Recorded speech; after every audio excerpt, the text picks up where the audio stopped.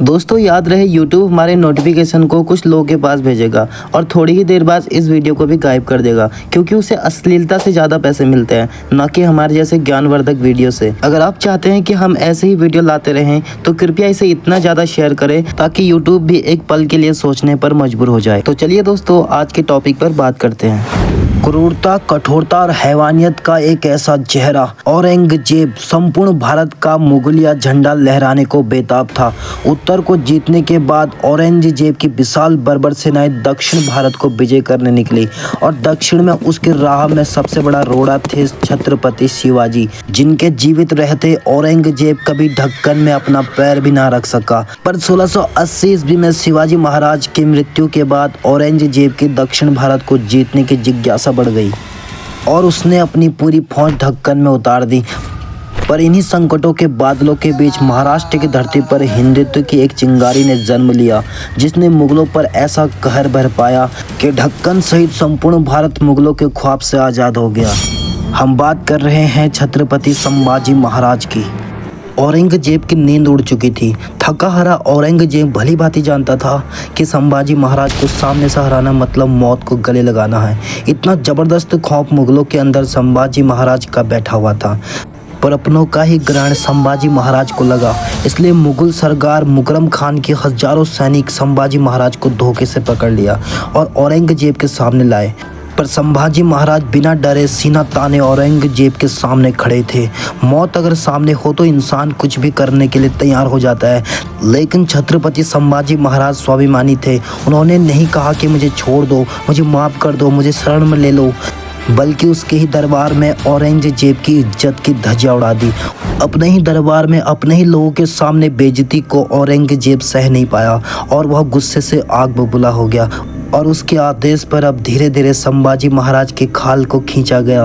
दर्द ज़्यादा हो इसलिए जख्मों पर नमक डाला गया, मिर्ची को आंखों में डाला गया, बालों को खींचा गया, शरीर से मांस के टुकड़े निकालकर कुत्तों को खिलाए गए, उंगलियां काटी गई, हाथ काटे गए, गर्म लोहे की सरिया को आंखों में घुसाया गया, जबान काटी गई।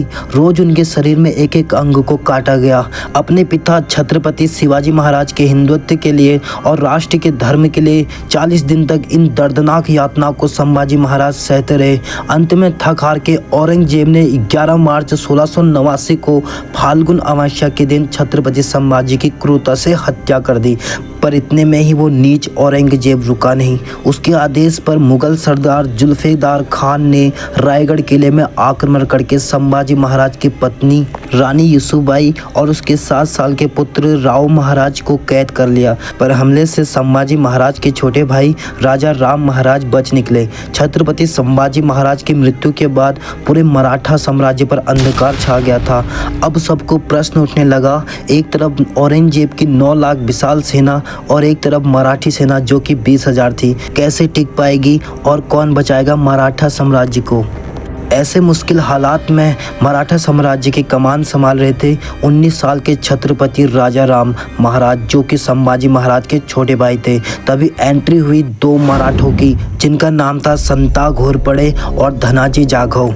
मराठा साम्राज्य के इतिहास में एक महत्वपूर्ण अध्याय है, जिसमें छत्रपति शिवाजी महाराज और संभाजी महाराज की शहादत का बदला लेने के लिए 2 वीर योद्धाओं ने अपनी जान की बाजी लगा दी थी। इन योद्धाओं ने मुगलों के शिविर में आक्रमण किया, उनकी सेना को बुरी तरह से हराया और वहीं औरंगजेब भी वहां से भाग गया, लेकिन वह भागने में सफल रहा। इस घटना ने मराठा साम्राज्य की शक्ति, उनकी लड़ने की क्षमता को दर्शाया।